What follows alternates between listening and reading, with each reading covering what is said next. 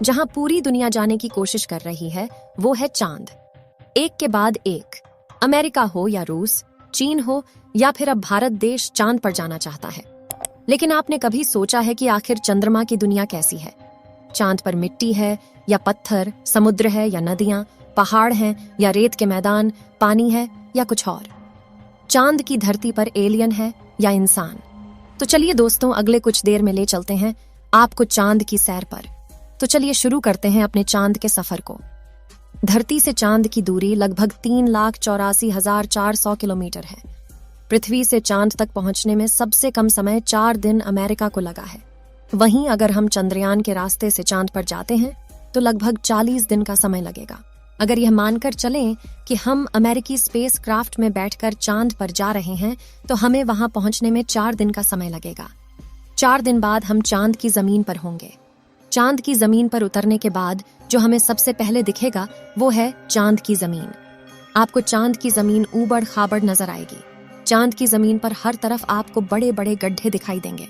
जब आप चांद की जमीन पर खड़े होकर ऊपर की ओर देखेंगे तो आपको हमारा खूबसूरत ग्रह पृथ्वी नजर आएगा, जिसमें आपको पृथ्वी साफ साफ अपने अक्ष पर घूर्णन करती हुई नजर आएगी, लेकिन आसमान में हमेशा उसकी स्थिरता बनाए रखेगी।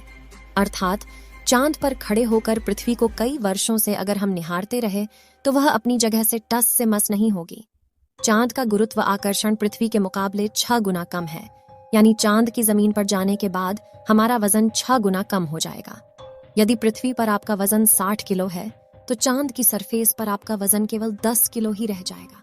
यानी चांद की जमीन पर उतरने के बाद आप अपने आप को काफी हल्का महसूस कर रहे होंगे। आप इधर उधर आसानी से उछल पाएंगे। इसी कारण नील आर्मस्ट्रॉन्ग जब चांद पर चल रहे थे तब उछल उछल कर चल रहे थे, क्योंकि दोस्तों चांद पर पृथ्वी की तरह चल पाना संभव नहीं है। चांद की सतह पर नील आर्मस्ट्रॉन्ग और उनके साथियों के कदमों के निशान आज भी मौजूद हैं, क्योंकि वहां पर हवा न होने की वजह से वह निशान मिटा नहीं है। फिर थोड़ा चलने के बाद जब आप चांद पर इधर उधर देखोगे तो आपको बहुत सारा कचरा पेपर, बहुत सारे क्षतिग्रस्त सैटेलाइट और बैग्स मिलेंगे। ये सारा कचरा हम इंसान ने ही फैलाया है। ये कचरा इतना ज्यादा है कि 5 ट्रक भर सकते हैं। चांद पर कचरा और ये पेपर अंतरिक्ष यात्रियों ने फेंके थे, जिसमें उनकी मानव मूत्र और उल्टियां हैं। अब आप चांद की जमीन पर खड़े हैं तो आपको सबसे ज्यादा खतरा आसमानी मौत का है। चांद का गुरुत्व आकर्षण कम होने की वजह से इसके पास कोई भी वायुमंडल मौजूद नहीं है। वायुमंडल की नामौजूदगी के कारण वहां पर रहने वालों के लिए उल्का पिंड से मरने का खतरा लगातार बना रहता है। यानी आप चांद पर खड़े हैं और पता नहीं कब एक बड़ा पत्थर आसमान से गिरकर आएगा और आपकी मौत वहीं पर हो जाएगी। यही वजह है पृथ्वी से देखने पर जो चांद पर काले धब्बे दिखाई देते हैं, असल में वे धब्बे नहीं, गड्ढे हैं। जहां पर सूर्य की रोशनी नहीं पहुंच पाने की वजह से वो धब्बे नजर आते हैं। सूर्य के बाद आसमान में सबसे ज्यादा चमकने वाली अगर कोई चीज है तो वो है चंद्रमा। जब हम पृथ्वी से आसमान की तरफ देखते हैं तो हमें नीला दिखाई देता है, लेकिन जब चांद से आसमान की तरफ देखेंगे तो हमें नीला नहीं बल्कि काला दिखाई देगा। यानी आप जब भी ऊपर आसमान की तरफ देखेंगे तो आपको लगेगा कि आप काले आसमान की दुनिया में आ गए हैं। अब चांद पर खड़े होकर आप बहुत बोरिंग फील कर रहे हैं और हम मजाक नहीं कर रहे। अमेरिकी अंतरिक्ष एजेंसी नासा ने वर्ल्ड रिकॉर्ड में अपना नाम दर्ज करवाते हुए चांद पर वाईफाई की सुविधा उपलब्ध करा दी है, जो कि 3 MBPS तक इंटरनेट स्पीड देता है। यानी आप आराम से चांद पर इंटरनेट चलाकर अपना एंटरटेनमेंट कर सकते हैं। अब आपका मन कर रहा है इंटरनेट तो बहुत हुआ, अब चांद से मैं पृथ्वी पर अपने घर फोन करके बात करता हूँ। आपने फोन मिलाया, फोन लग भी गया, लेकिन ये क्या, आप बोल रहे हैं लेकिन आपकी आवाज मुंह से बाहर नहीं आ रही है। जी हाँ, ये सच है, चांद पर आप कितना भी जोर से चिल्ला लें, आपकी आवाज मुंह से बाहर नहीं आएगी। धरती पर वायु की हमेशा हर जगह उपस्थिति रहती है, लेकिन चंद्रमा का अपना कोई वायुमंडल नहीं है, इसलिए वहां पर ध्वनि तरंगों का संचरण सामान्य रूप से संभव नहीं है। यदि आप चंद्रमा पर किसी को पुकार कर बुलाना चाहेंगे तो उस तक आपकी आवाज नहीं पहुंच पाएगी।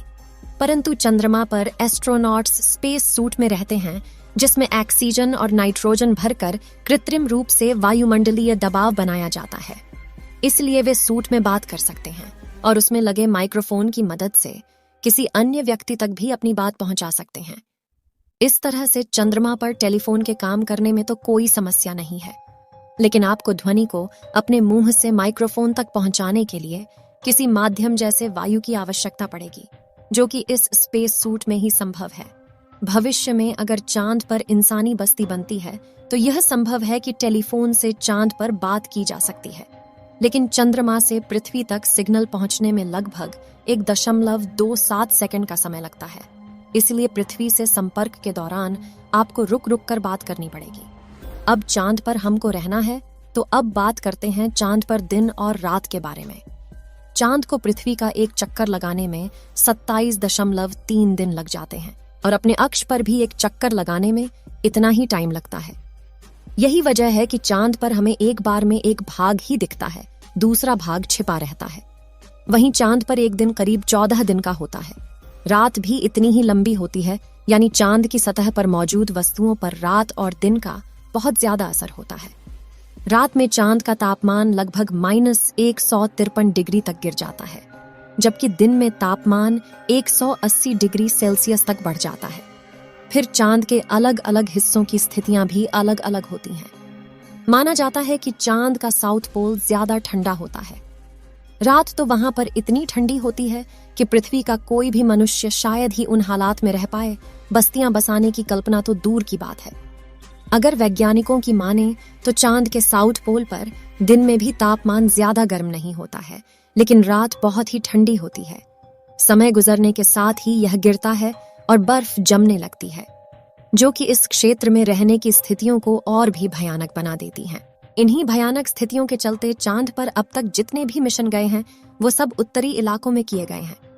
रात में हमें जो चांद चमकता हुआ नजर आता है, लेकिन आपको जानकर काफी हैरानी होगी कि चांद की अपनी खुद की कोई रोशनी नहीं है। जो चांद पर रोशनी नजर आती है वो सूरज से आने वाली रोशनी का रिफ्लेक्शन है। यानी हमें सूरज रोशनी देना बंद कर दे तो चांद हमें कभी नजर नहीं आएगा। चांद पृथ्वी के चारों तरफ घूमते वक्त अपना एक ही हिस्सा पृथ्वी के सामने रखने के कारण चांद का दूसरा हिस्सा आज तक पृथ्वी के किसी भी मनुष्य ने नहीं देखा है। दोस्तों, चांद पर मौसम नहीं पाए जाते हैं, क्योंकि परिक्रमा के दौरान चांद अपनी धुरी पर सिर्फ 1.54 डिग्री तक तिरछा होता है, जबकि पृथ्वी 23.44 डिग्री तक झुकी होती है। चांद के ध्रुवों पर कई ऐसे इलाके हैं जहां कभी सूरज की रोशनी पहुंच ही नहीं पाती है। यानी घूमते हुए अगर आप चांद के इन इलाकों में पहुंच गए तो वहां नजारे बेहद ही भयानक होंगे। आपको जानकर हैरानी होगी कि पृथ्वी की वजह से चांद पर मौसम नहीं बदलते, लेकिन चांद की वजह से पृथ्वी पर मौसम बदलते हैं। अब अगर आपका चांद की दुनिया का सफर कंप्लीट हो गया हो तो आप अपनी स्पेस क्राफ्ट में बैठ जाएं और उसके बाद धरती पर आने के लिए रवाना हो जाएं। दोस्तों, आपको चांद का डरावना और जानकारियों से भरा सफर कैसा लगा, हमें कमेंट बॉक्स में लिखकर जरूर बताएं। इस वीडियो को एक लाइक जरूर करें और अपने मित्रों तक इस वीडियो को शेयर करें ताकि उन्हें भी जानकारी मिल सके। और भी नॉलेजेबल वीडियो के लिए अपने भरोसेमंद चैनल को सब्सक्राइब जरूर करें और बेल आइकन को ऑल पर सिलेक्ट करना बिल्कुल ना भूलें। मिलते हैं किसी और नॉलेजेबल वीडियो के साथ। वीडियो को अंत तक देखने के लिए धन्यवाद।